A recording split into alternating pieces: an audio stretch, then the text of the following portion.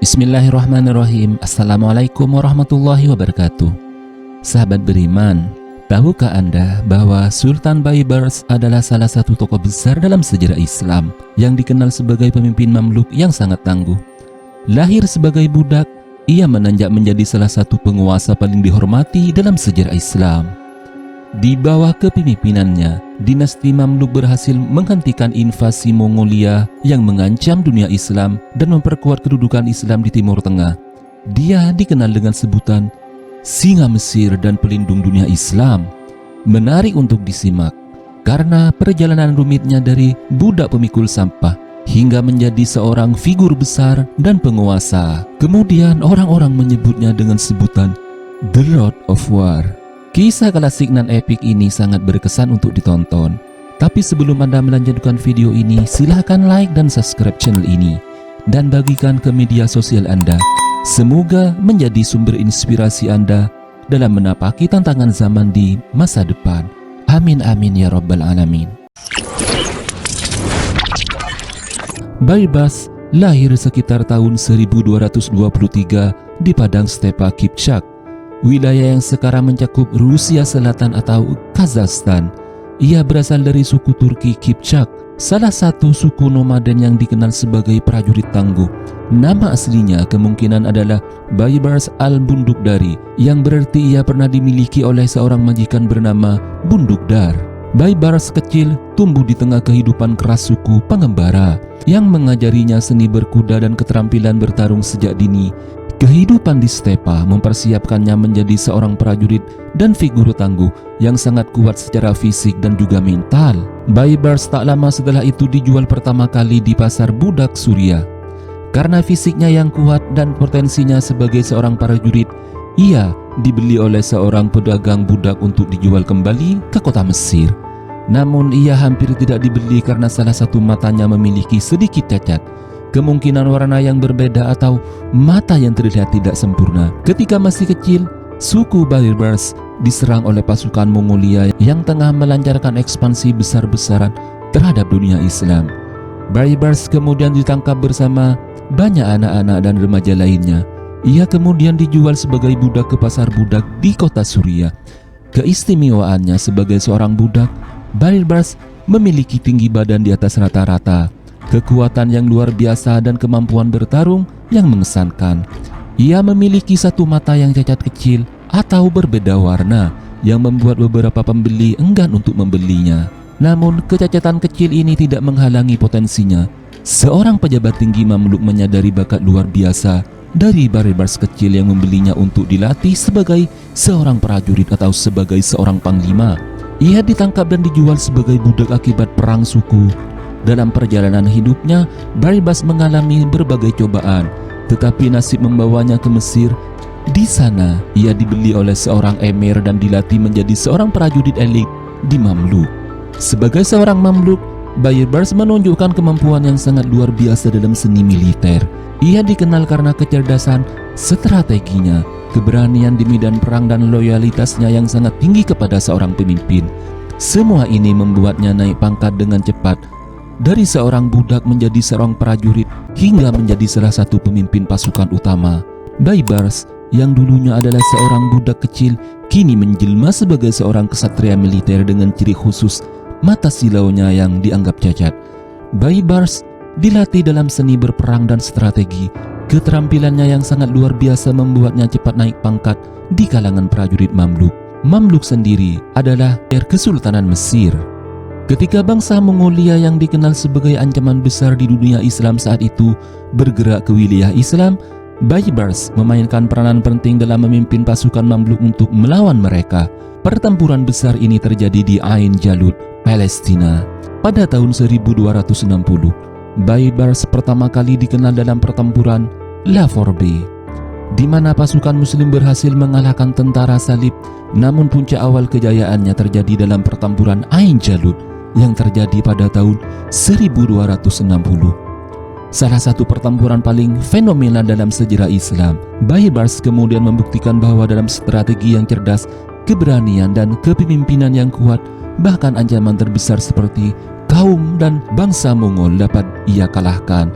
Ia menjadi simbol serta pelindung dunia Islam dan orang-orang yang beriman kepada Allah.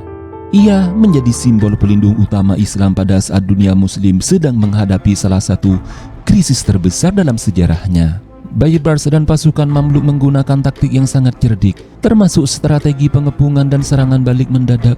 Mongol yang dikenal sebagai kekuatan yang tak terkalahkan telah menaklukkan Baghdad pada tahun 1258 dan mengancam dunia Islam. Namun Baybars sebagai komandan pasukan Mamluk memimpin pasukannya melawan tentara Mongol di Ain Jalut, Palestina. Dengan strategi yang sangat jenius, termasuk perang tipu daya, Baybars berhasil mengalahkan pasukan Mongol untuk pertama kalinya. Kemenangan ini sekaligus menghentikan ekspansi orang-orang Mongol serta Genghis Khan ke dunia Islam. Berkat kepemimpinan Baybars, pasukan Mongol berhasil dikalahkan untuk pertama kalinya dalam sejarah Islam serta sejarah dunia, menandai berakhirnya invasi Mongol ke wilayah Islam.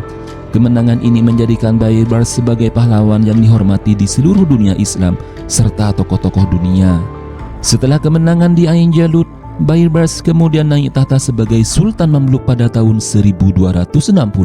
Ia memimpin dengan tangan besi tetapi adil, mengutamakan stabilitas dan keamanan di wilayahnya. Baybars segera memulai reformasi administratif, memperkuat angkatan bersenjata dan memastikan keadilan ditegakkan. Baybars dikenal sebagai pemimpin yang sangat keras, tegas, serta disiplin. Ia tidak segan-segan menindak korupsi di kalangan pejabatnya. Namun ia juga memiliki sisi manusiawi, terutama dalam memperlihatkan kesejahteraan rakyatnya. Baybars adalah sosok yang sangat karismatik dan cerdas, menguasai seni perang, diplomasi dan juga ilmu-ilmu administrasi. Ia juga memperkuat hubungan diplomatik dengan dunia Islam lainnya, termasuk dengan kekhalifahan Abbasiyah di Kairo, bahkan mengundang Khalifah Abbasiyah yang baru untuk tinggal di Mesir, menjadikan Kairo sebagai pusat spiritual Islam setelah kehancuran Baghdad oleh Mongol pada tahun 1258.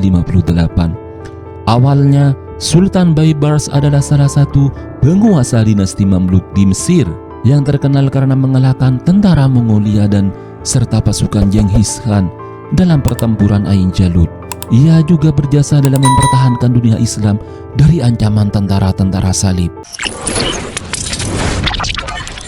Setelah kejatuhan Baghdad, Mongol di bawah pemimpin Hulagu Khan mengirim pasukan besar untuk menyerang wilayah Syam.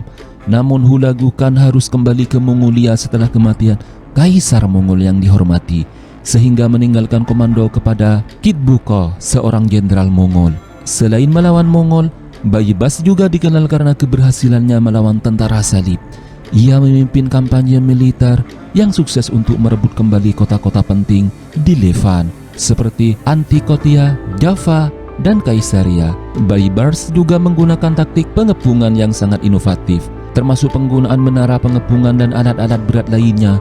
Kemenangan ini tidak hanya mengembalikan wilayah-wilayah yang sangat penting kepada umat Islam, tetapi juga melemahkan keberadaan tentara salib di Timur Tengah secara signifikan. Baybars kemudian menjadi simbol kekuatan utama dan kebangkitan Islam melawan penjajahan asing, termasuk orang-orang Mongol serta pasukan-pasukan yang sangat elit. Warisan dan prestasi Sultan Baybars. Baybars adalah sosok yang tidak hanya dikenal sebagai seorang jenderal dan juga sultan, tetapi juga sebagai pemimpin utama yang peduli terhadap rakyatnya. Ia membangun infrastruktur penting seperti masjid, sekolah, dan benteng-benteng utama. Salah satu kontribusinya yang paling fenomenal adalah pembangunan jembatan Kantara dan restorasi kanal Al-Mahmudiyah. Warisan terbesar Baybars adalah keberhasilannya menjaga dunia Islam dari ancaman-ancaman eksternal, baik dari Mongol maupun tentara salib. Ia menciptakan stabilitas keamanan tinggi yang memungkinkan kebangkitan budaya intelektual di Mesir dan Suriah. Sultan Baybars meninggal pada tahun 1277, tetapi namanya tetap hidup sebagai simbol keberanian, keadilan, dan kebangkitan umat Islam. Tak hanya itu, Sultan Baybars adalah salah satu tokoh yang paling menarik dalam sejarah Islam untuk dikaji. Kisah hidupnya adalah perjalanannya dari seorang budak menjadi penguasa yang tak terkalahkan. Ia kemudian memperkuat pertahanan Mesir dari Syam dari ancaman-ancaman eksternal. Baybars yang wafat pada tahun 1277 di Damaskus diduga karena keracunan saat menghadiri sebuah perjamuan atau pesta yang sangat besar. Namun warisannya tetap hidup sebagai salah satu pemimpin terbesar dalam sejarah Islam. Para tawanan dari kaum Mongol yang hidup di bawah kekuasaannya dihadirkan dalam sebuah pesta besar kerajaan Mamluk untuk mensyukuri kemenangan dari tentara salib tersebut. Kesempatan ini digunakan dengan baik oleh telik sandi musuh Baybars untuk niat balas dendam terhadap kepemimpinan Baybars. Dan terbukti dalam perjamuan pesta malam yang panjang itu dimanfaatkan betul oleh mata-mata atau telik sandi untuk menaburi hidangan klasik kepada Baybars dan berhasil meracuni makanan serta juga minuman di meja Baybars. Alhasil, sepanjang malam ia tertidur dalam keadaan lemah. Menjelang fajar sodik tiba, ia dibangunkan, namun urat nadinya berhenti berdetak sebagai tanda ia telah menghembuskan nafas terakhirnya di malam itu. Istana Mamluk berduka dan pengamanan ganda terhadap kerajaan ditingkatkan. Bagaimana, apakah Anda setuju dengan tokoh Baybars ini dan dijadikan sebagai singa yang mengaum lantang dan tak segan membunuh para kompetitornya yang memusuhi Islam? Silakan tulis komentar Anda di kolom komentar. Insya Allah kami akan membalasnya. Wallahu a'lamu bimuradihi. Wassalamualaikum warahmatullahi wabarakatuh.